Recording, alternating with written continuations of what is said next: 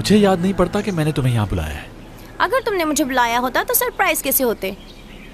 एक तो मैं तुम्हारी पसंद की चॉकलेट्स लेकर आई हूँ, ऊपर से नखरे दिखा रहे हो तुम। मैंने अभी तक नाश्ता नहीं किया। तो क्या हुआ, पहले तुम नाश्ता कर लो फिर चॉकलेट्स खा लेंगे।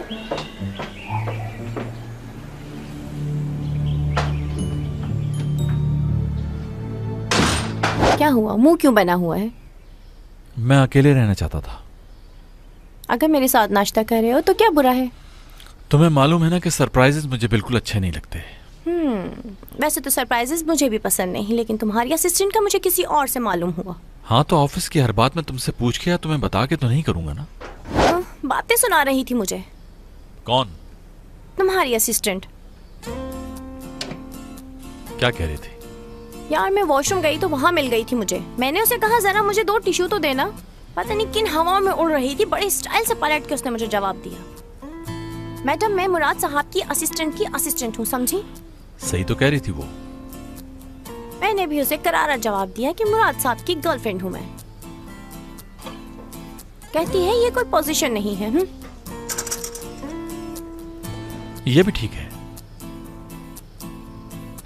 तुमने ऐसा क्यों कहा? पता है ना वो हमारे काम की जगह है। अरे वो मेरी बेइज्जती कर रही है और पता नहीं तुम इस बात को क्यों नहीं समझ रहे।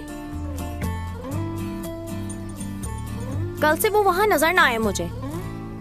क्या मतलब इस बात का? उसे निकाल दो जॉब से।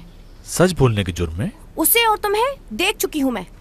क्या मतलब है तुम्हारा? आर्काइव में जिस तरह उसके साथ चिपके हुए थे सब देखा था मैंने। एक एक्सीडेंट था वो। हाँ, वो एक्सीडेंट था। अच्छी तरह जानती हूँ ऐसी लड़कियों को। पहले वो ऐसी ही मासूमियत का ढोंग रचाती हैं, फिर शिकार बना लेती हैं अपना। दीदम, वो एक्सीडेंट था, बता चुका हूँ, और इस बात का मैं पाबंद नहीं हूँ कि हर बात तुम्हें एक्सप्लेन करूँ। मुझे हर्ट कर रहे हो। तुमने ही की थी शुरुआत। मुराद, क्या तुम मुझे एक मौका और नहीं दे सकते? देखो, इस मौजू पे हम पहले भी बात कर चुके हैं। इंसान अपने साथ खुद ही बुरा करता है। जिस मौके की तुम बात कर रही हो वो खो चुकी हो पहले ही। एक मौका तो दो। इसका कोई फायदा नहीं।